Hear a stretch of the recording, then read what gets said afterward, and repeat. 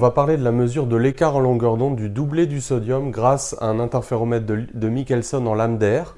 Donc dans la vapeur de sodium, il y a en particulier deux longueurs d'onde, lambda 1 et lambda 2, séparées par un écart très faible qu'on va mesurer grâce à un Michelson, c'est d'ailleurs tout à fait remarquable. Donc ces deux longueurs d'onde sont proches de 589 nanomètres, donc on est dans le jaune orangé. Et donc on va voir comment et pourquoi on peut mesurer cet écart avec un Michelson, à la fois expérimentalement et théoriquement. Donc j'ai rappelé ici simplement la configuration en lame d'air du Michelson sur un schéma replié. Donc les deux miroirs sont parallèles entre eux, un rayon incident unique arrive, il donne naissance à deux rayons cohérents qui vont venir interférer à l'infini, donc au plan focal de cette lentille convergente. Donc en ce point, la différence de marche c'est 2e cosinus i, i c'est l'angle d'inclinaison, donc c'est pour ça qu'on appelle ça des anneaux d'égale inclinaison, et l'éclairement donc donné par la formule de Fresnel, 2e0, 1 plus cosinus phi, donc le déphasage entre les deux rayons, 2pi sur lambda fois delta. Alors bien sûr, cette formule-là, elle est vraie pour une source monochromatique, donc de pulsation donnée, de longueur d'onde donnée. Par contre, s'il y a plusieurs longueurs d'onde dans la source, on le sait qu'elles ne sont pas synchrones, c'est-à-dire qu'elles ne sont pas mutuellement cohérentes, et donc on ne pourra pas additionner sur l'écran les amplitudes des vibrations lumineuses qui mènent à la formule de Fresnel, mais il va falloir additionner directement les éclairements, c'est-à-dire que chaque longueur d'onde va donner naissance à son propre phénomène d'interférence, et nous ce qu'on va voir sur l'écran, c'est la superposition de ces deux phénomènes. Alors on va faire une hypothèse simplificatrice, c'est que les E0, c'est-à-dire les éclairements, les intensités de ces deux sources sont identiques, et donc on peut écrire que l'éclairement sur l'écran c'est 2E0, 2E0 1, 1 plus cosinus 2pi sur lambda 1 fois delta, plus 2E0 2, 1 plus cosinus 2pi sur lambda 2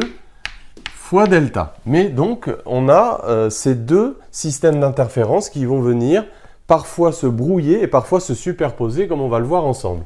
Alors, on peut faire une petite manipulation pourvu que E01 soit égal à E02.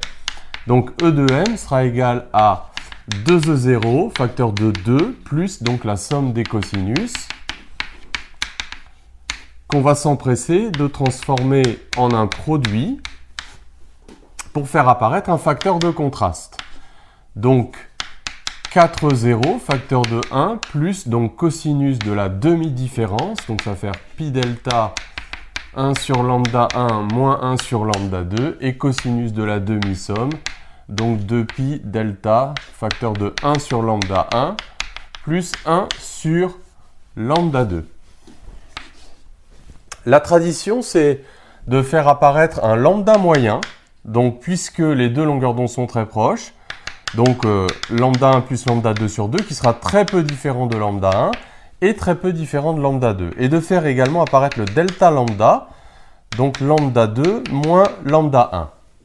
Donc il faut transformer un petit peu ces deux cosinus pour voir qu'ils n'évoluent pas du tout à la même échelle en delta.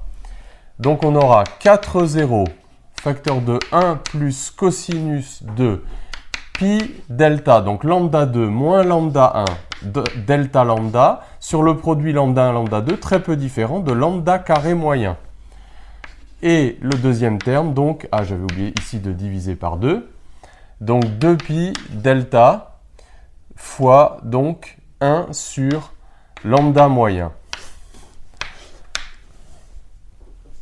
Donc voilà l'expression de l'éclairement. Cet éclairement peut être considéré comme une fonction de delta.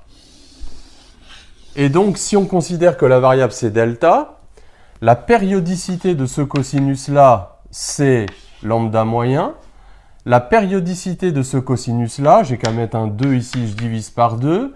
Donc la périodicité, c'est 2 lambda carré moyen sur delta lambda. Et si delta lambda est très petit devant lambda moyen, évidemment ça c'est très grand devant lambda moyen, tu peux l'écrire 2 lambda moyen fois lambda moyen sur delta lambda, et ce terme là bien sûr est très grand devant 1.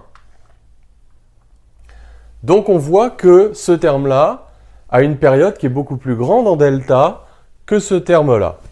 Et c'est ce qui va nous permettre de déterminer les enveloppes et de dessiner la courbe. Donc, Alors, les enveloppes, c'est quand le terme qui oscille très vite varie entre ses positions extrémales, donc plus ou moins 1. Celui-là n'a pratiquement pas varié. Donc, les enveloppes ont pour équation 4E0, 1 plus ou moins cosinus de pi delta, delta lambda sur lambda carré moyen. Donc, voilà l'équation des enveloppes qu'on va s'empresser de dessiner pour pouvoir tracer la courbe et mettre en évidence le phénomène de battement. Donc, avec un plus, je te rappelle que l'éclairement ne peut jamais être négatif. Donc voilà 2E0 facteur de 1 plus cos, etc. Donc là, on a 8, la valeur moyenne 4E0. Donc ici, c'est delta. Là, c'est l'éclairement en fonction de delta.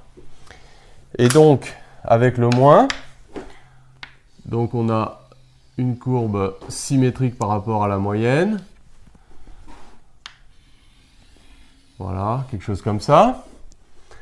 Alors, la périodicité, méfie-toi parce que les étudiants font souvent cette erreur d'un facteur 2. La périodicité de la courbe en blanc ou de la courbe rouge, donc ici je prends entre deux maxima, donc c'est 2 lambda carré moyen sur delta lambda. Mais on s'aperçoit qu'en ayant tracé le symétrique, c'est-à-dire la courbe rouge, l'ensemble de la figure a une périodicité en delta qui est 2 fois plus petite que ça.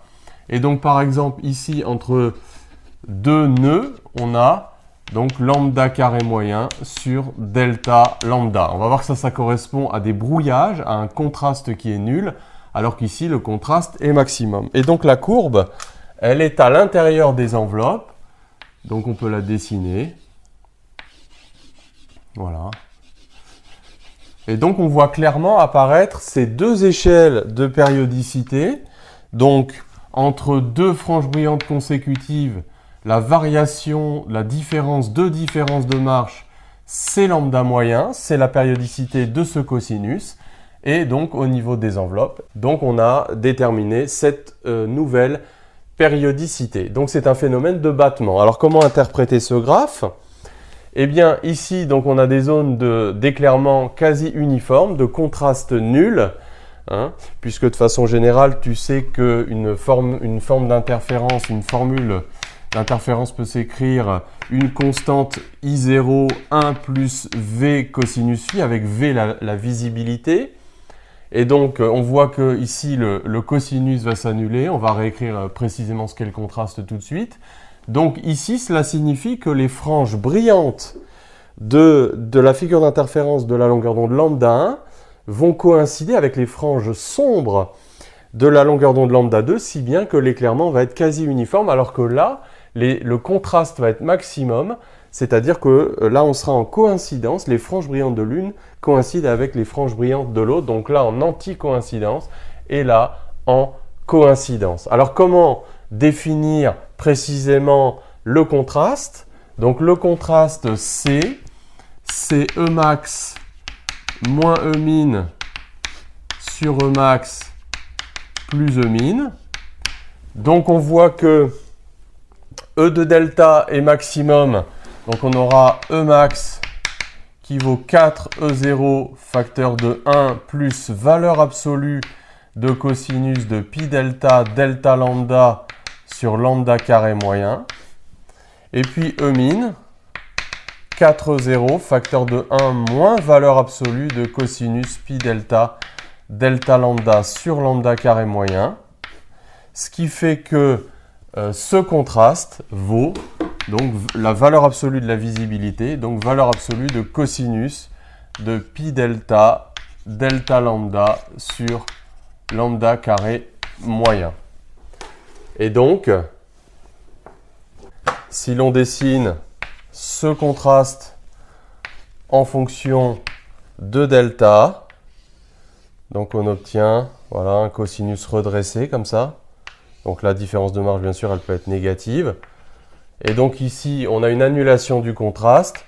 Quand pi delta, delta lambda sur lambda carré moyen, donc on trace un petit cercle trigo, donc le cosinus va s'annuler à chaque fois qu'on a pi sur 2 plus pi. ici à donc lambda carré moyen sur 2 delta lambda. Alors, reste à voir maintenant comment donc expérimentalement on peut, grâce à ça, déterminer la différence de marche. On va voir que c'est en mesurant cette différence de marche, on va voir qu'on va prendre 14 battements de ce genre pour déterminer avec une grande précision cette différence de marche. On revient tout de suite après pour exploiter les mesures avec un calcul d'incertitude. On est ici en face de la figure des anneaux d'égale inclinaison, donc avec une lampe à vapeur de sodium sur un Michelson en lame d'air, donc une source étendue. Les interférences sont localisées à l'infini, donc au foyer d'une lentille de projection d'à peu près ici une focale de 2 mètres. Et donc, quand on balaye cette figure d'interférence, on s'aperçoit, alors ici vous avez la teinte plate, donc on repère le contact optique. Il y a des moments où la figure est très peu contrastée, comme ici, on a l'impression que la couleur est pratiquement uniforme. Et puis, des moments où les anneaux vont ressortir davantage, comme ici, le contraste est bien meilleur. Alors pourquoi cela? Eh bien, c'est parce que la source n'est pas rigoureusement monochromatique. Dans la vapeur de sodium, on a 2 longueurs d'onde très proches. C'est ce qu'on appelle le doublet jaune, autour d'une longueur d'onde moyenne de 589 nanomètres. Et justement, le Michelson, grâce à cette figure d'interférence, va nous permettre de déterminer une distance très très petite, puisqu'il s'agit de l'écart en longueur d'onde qui est de quelques angstroms entre ces 2 longueurs d'onde du doublet du sodium. Alors, vous avez certainement vu la théorie pour laquelle on démontre que lorsqu'on a 2 longueurs très proches, ces 2 longueurs d'onde sont incohérentes entre elles. On additionne sur l'écran les éclairements et il y a des moments pour lesquels ces 2 figures sont ce qu'on appelle en coïncidence, c'est-à-dire que les franges brillantes de l'une correspondent aux franges brillantes de l'autre et le contraste est très bon. Au contraire, il y a des moments où ce contraste va devenir très mauvais. Et là, c'est parce qu'on est en anti-coïncidence, c'est-à-dire que les franges brillantes de l'une correspondent aux franges sombres de l'autre. Et donc, on a un contraste très faible. Alors, grâce à cette succession de battements, ce qu'on appelle les battements, eh bien, on va pouvoir mesurer l'écart en longueur d'onde, puisqu'on sait que la différence de marche entre 2 zones de brouillage successives, comme celle-ci, donc là j'en ai une, et puis si je continue de charioter, là le contraste réapparaît et bien meilleur, et là voilà, on a à nouveau un brouillage. Donc entre ces 2 zones, on a une différence de marche qui vaut lambda carré moyen sur delta lambda. Et donc, on va pouvoir remonter au delta lambda en connaissant le lambda moyen du doublet du sodium, 589 nanomètres. Alors si je fais cette mesure uniquement entre 2 brouillages successifs comme je viens de le faire ici, la mesure sera peu précise. L'incertitude sera grande puisqu'on voit que voilà, repérer un brouillage, c'est quand même assez subjectif. Par contre, on réduira énormément les incertitudes si on fait cette mesure sur un très grand nombre de brouillages. Donc c'est ce que je vais faire ici. Vous voyez, je vais m'écarter vraiment du contact optique, chercher une zone de brouillage comme ici par exemple, pour laquelle je suis loin du contact optique. Donc je repère la position au centième de millimètre grâce au vernier. Je suis sur un brouillage, le contraste est nul, l'éclairement est uniforme. Ce n'est pas la teinte plate, hein, c'est parce que je suis en anti-coïncidence. Et je chariote et je m'approche du contact optique et je vais mesurer un certain nombre de brouillages. Donc là j'en obtiens un nouveau. Alors il faut aller tout doucement hein, quand on chariote. Vous voyez, donc là on voit bien au centre de la figure le contraste. Évidemment, l'influence de la longueur de cohérence se superpose à cela. Donc là, on a à nouveau un brouillage, donc 2 brouillages, etc. Et on peut en mesurer une bonne dizaine. 3, 4, 5. Voilà, je vais assez rapidement hein, parce que je ne veux pas vous faire perdre votre temps. 6, 7, 8. On traverse le contact optique. 9, 10, 11, 12, 13 et 14. Voilà, je suggère d'arrêter là la mesure. Donc là, on mesure la variation d'épaisseur sur le vernier. Et donc, on aura au niveau des brouillages, donc on va pouvoir calculer avec une grande précision la variation de chemin optique au centre par exemple entre deux brouillages et remonter de cette façon au delta lambda. Donc on est de retour pour exploiter quantitativement les mesures qu'on a faites. Donc on a mesuré 14 brouillages de part et d'autre de la teinte plate, du contact optique. On a mesuré la variation d'épaisseur de la lame d'air qui permet donc d'obtenir ces 14 brouillages dans ce phénomène de battement. Donc on a mesuré la position sur le vernier linéaire de ces deux positions extrêmes, P2 et P1. Et donc on a une certaine précision, c'est 5 millièmes de millimètre, puisque le vernier est gradué au centième de millimètre et qu'on peut estimer qu'on peut avoir accès à une demi-graduation.